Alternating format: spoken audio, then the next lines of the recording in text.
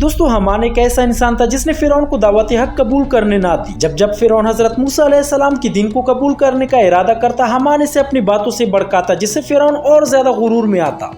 हामान का नाम कुरान मजीद में काफी दफा आया है। ये कौन शख्स था? यहूद व नसारा कहते हैं कि मिस्र में कोई शख्स इस नाम का था ही नहीं, अलबत्ता ईरान में एक शख्स इस नाम का गुजरा है, जबकि कुरान मजीद में वाज़ेह तौर पर इस शख्स का जिक्र आया है। लेकिन हामान को शख्सी नाम फर्ज ही क्यों किया जाए? जिस तरह हम जानते हैं कि मिस्र की तारीख में फिरौन हर उस शख्स को कहा जाता था जो लोगों को नाहक कत्ल करता, लोगों पर जुल्म करता, लोगों को अल्लाह की राह से रोकता और खुदाई का दावा करता। ऐसे जालिम बादशाह को फिरौन कहा जाता था। लिहाजा फिरौन शख्सी नाम नहीं बल्कि शाही लक़ब था। इसी तरह हामान भी कोई सरकारी लक़ब भी था। बाज़ मुफस्सिरीन के मुताबिक मिस्र की तारीख में हामान हर उस शख्स को कहा जाता था जो बादशाह का वजीर होता था, जबकि बाज़ मुफस्सिरीन ये भी कहते हैं कि हामान उस फिरौन का वजीर था जिसको अल्लाह ताला ने दरियाए नील में गर्क किया था। कुरान मजीद में अल्लाह ताला ने हामान का जिक्र 6 मकामात पर किया है। दोस्तों एक दफा फिरौन ने एक नए काम की तजवीज पेश की और वो है आसमानों पर चढ़ने के लिए एक बुलंद बाला बुर्ज की तामीर, ताकि इस पर चढ़कर हजरत मूसा अलैहिस्सलाम के खुदा की खबर ले आए। फिरौन ने कहा, ए हामान, मेरे लिए एक बुलंद इमारत तैयार करो ताकि मैं असबाब ज़राए तक पहुँच सकूँ, ऐसे असबाब ज़राए जो मुझे आसमानों तक ले जा सके, ताकि मैं मूसा अलैहिस्सलाम के खुदा से बाखबर हो सकूँ कि वो झूठा है, नऊजुबिल्लाह। सबसे पहली चीज जो यहाँ पर नजर आती है वो ये है कि आखिर इस काम से फिरौन का मकसद क्या था? आया वो वाकई इस हद तक अहमक था कि गुमान करने लगा कि मूसा अलैहिस्सलाम का खुदा आसमान में है? बिलफर्ज अगर आसमान में हो भी तो इंतहाई ऊंची पहाड़ों की होती हुई इस इमारत के बनाने की क्या जरूरत थी जो पहाड़ों की ऊंचाई के सामने बिल्कुल नाचीज थी? और क्या इस तरह से वो आसमान तक पहुंच भी सकता था?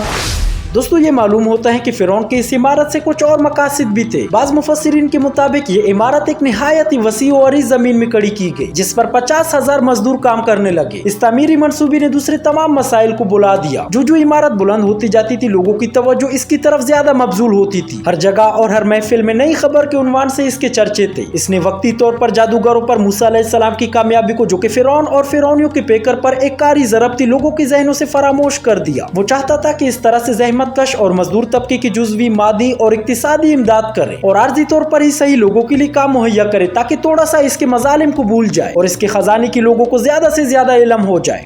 कुरान के मुताबिक हामान मिस्र में था और फिरौन का ये कहना कि ए हामान, मेरे लिए एक बुलंद इमारत तैयार करो से ये साबित होता है कि इसका काम तामीरात से मुतालिक था। आज मिस्र के माहिरीन को कदीम हीरोग्लिफस मिले जिनमें हामान का नाम और इसका लक़ब दर्ज था, जिससे मालूम होता है कि ये पत्थर की कान के कारकुनों का सरबराह था। मिस्र के माहिरीन ने हीरोग्लिफस की 2 दुआओं का तर्जुमा किया है, जिसमें देवताओं से दुआएं मांगी गई है कि वो हामान के काम की निगरानी करे। इससे साबित होता है कि हामान मिस्र में था और इसने तामीराती काम किया। कुरान मजीद के सूरह कसस आयत नंबर 38 में इरशाद होता है कि फिरौन कहने लगा कि ए दरबारियों, मैं तो अपने सिवा किसी को तुम्हारा माबूद नहीं जानता। सुन ए हामान, तू मेरे लिए मिट्टी को आग से पकवा, फिर मेरे लिए एक महल तामीर कर, तो मैं मूसा के माबूद को जान लूं। इसे मैं झूठों में से ही गुमान कर रहा हूँ। इसी तरह सूरह मोमिन आयत नंबर 24 में अल्लाह ताला इरशाद फरमाते हैं कि फिरौन, हामान और कारून की तरफ तो इन्होंने कहा कि ये तो जादूगर और झूठा है।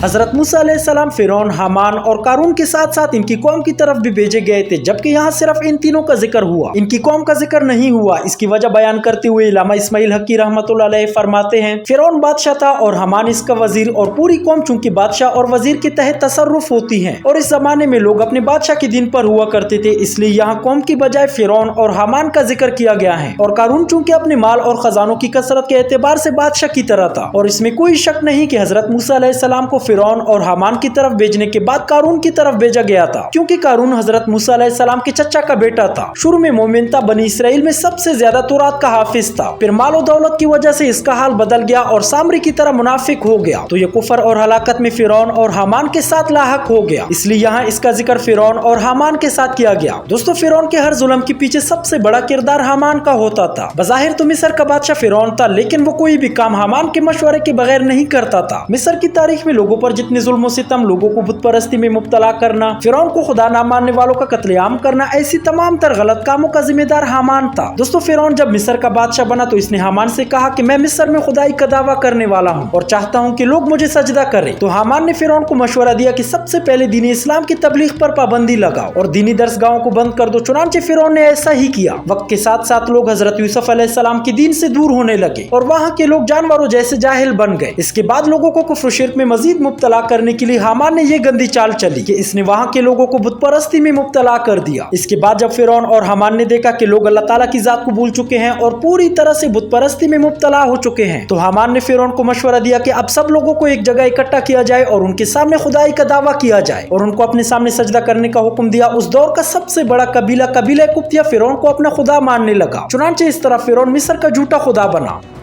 दोस्तों, रवायात में आता है कि उस वक्त ऐसे भी कुछ लोग थे जो फिरौन को खुदा तस्लीम करने के बजाय एक अल्लाह को अपना रब मानते थे। जब फिरौन को इन लोगों के बारे में इल्म हुआ तो इसने इन लोगों पर जुल्म करना शुरू कर दिया। इन लोगों से सख्त और बारी बरकम काम लिया जाने लगा। जब फिरौन और हामान के जुल्म बढ़ने लगे तो अल्लाह ताला ने इनके लिए एक नबी यानी हजरत मूसा अलैहिस्सलाम को भेजा, जिन्होंने आखिरी दम तक फिरौन को कुफ्र शिर्क से बाज रहने और एक अल्लाह पर ईमान लाने की दावत दी। लेकिन हामान हमेशा इनके दरमियान आता और फिरौन को सही राह से भटकाए रखता। एक दफा हजरत मूसा अलैहिस्सलाम फिरौन के पास आए और उससे कहने लगे कि अगर तू अल्लाह पर ईमान लाए, ये शिर्क और लोगों पर जुल्म करना छोड़े तो इससे तेरी आखिरत तो बेहतर हो ही जाएगी। इसके अलावा अल्लाह ताला तुम्हें दुनिया में भी इनामात अता फरमाएगा। फिरौन ने जब ये सुना तो हजरत मूसा अलैहिस्सलाम से कहने लगा कि ए मूसा, मुझे बताओ वो इनामात कौन से हैं जो तेरा रब मुझे अता फरमाएगा, मुझे इनके बारे में बताओ, शायद मैं अल्लाह ताला की वहदानियत पर ईमान ले आऊं। हजरत मूसा अलैहिस्सलाम ने अल्लाह ताला के हुक्म से फिरौन को कहा कि अगर तू अल्लाह ताला की वहदानियत पर ईमान लाएगा तो सबसे बड़ी नेमत अल्लाह ताला तुझे ये अता फरमाएगा कि तू हमेशा सेहतमंद और तंदुरुस्त रहेगा, तू कभी बीमार ना होगा। दूसरा इनाम तुझे यह अता किया जाएगा कि अगर तू अल्लाह ताला की वहदानियत पर ईमान ले आए तो तुझे दो और ममालिक की हुकूमत अता की जाएगी। इसके अलावा अगर तू अल्लाह ताला की वहदानियत पर ईमान ले आए तो अल्लाह ताला तुझे जन्नत अता फरमाएगा। हजरत मूसा अलैहिस्सलाम की बातें सुनने के बाद फिरौन ने हजरत मूसा अलैहिस्सलाम से कहा कि पहले मैं अपनी बीवी से मशवरा करूंगा। लिहाजा फिरौन अपने घर गया। घर पहुंचकर फिरौन ने हजरत आसिया रज़ियल्लाहु ताला अन्हा से कहा कि हजरत मूसा अलैहिस्सलाम ने मुझसे कहा है कि अगर मैं अल्लाह की वहदानियत पर ईमान लाऊं तो अल्लाह ताला मुझे फला फला इनामात से नवाजेगा। हजरत आसिया रज़ियल्लाहु ताला अन्हा ये सुनकर बहुत खुश हुई और फिरौन से कहने लगी कि ए फिरौन, तू अल्लाह ताला पर ईमान लिया। ये कहते हुए हजरत आसिया रज़ियल्लाहु ताला अन्हा ज़ारो कतार रोने लगी कि आफ्ताब तेरा ताज होगा। हजरत आसिया रज़ियल्लाहु ताला अन्हा फिरौन से कहने लगी कि आपको किसी से मशवरे की जरूरत नहीं थी, आपको हजरत मूसा अलैहिस्सलाम की मजलिस में ही अल्लाह ताला की वहदानियत पर ईमान ले आना चाहिए था। इसके बाद फिरौन हजरत आसिया रज़ियल्लाहु ताला अन्हा से कहने लगा कि एक बार मैं अपने वजीर हामान से इस बारे में मशवरा करता हूँ। इस पर हजरत आसिया रज़ियल्लाहु ताला अन्हा ने फिरौन से कहा कि आपको हामान से मशवरा करने की कोई जरूरत नहीं, चूंकि हामान फिरौन का सबसे करीबी दोस्त और वजीर था। लिहाजा फिरौन मशवरा करने के लिए हामान के पास गया और उसे सब कुछ बता दिया और पूछने लगा कि मुझे क्या करना चाहिए। हामान ने जैसे ही ये बात सुनी तो गुस्से से लाल पीला हो गया, जोर जोर से रोने लगा, अपने गिरेबान को पाड़ने लगा और रोती हुई फिरौन से कहने लगा कि माज़अल्लाह, हजरत मूसा अलैहिस्सलाम ने आपकी शान में ये गुस्ताखी की कैसे? आपकी शान तो ये है कि सारी कायनात आपकी वजह से चलती है, दुनिया के बड़े बड़े बादशाह आपके दरबार में सजदा रेज होते हैं। इसके बाद ये फिरौन से कहने लगा कि हजरत मूसा अलैहिस्सलाम ने आपकी तौहीन की है। इस तरह हामान फिरौन को भड़काने लगा कि आप हजरत मूसा अलैहिस्सलाम की बात मानकर एक अदना गुलाम बनना चाहते हैं। अगर आपने इस्लाम कबूल ही करना है तो इससे पहले मुझे मार ही डालिए ताकि मैं अपनी जिंदगी में आपकी ये तौहीन ना देख सकूं। फिरौन ने जब हामान की ये बात सुनी तो गुरूर और तकब्बुर में आ गया और हजरत मूसा अलैहिस्सलाम की दीन को कबूल करने से इनकार कर दिया। इस तरह हामान की वजह से फिरौन अल्लाह ताला की बारगाह से हमेशा हमेशा के लिए मरदूद हो गया और जहन्नमी करार पाया। दोस्तों, उम्मीद करता हूँ इस वीडियो से आपको कुछ नया सीखने को मिला होगा। अगर आप चैनल पर नए हैं तो चैनल को सब्सक्राइब करें, वीडियो पसंद आई हो तो वीडियो को लाइक करें। मिलते हैं अपने अगली वीडियो में, तब तक के लिए अल्लाह हाफिज।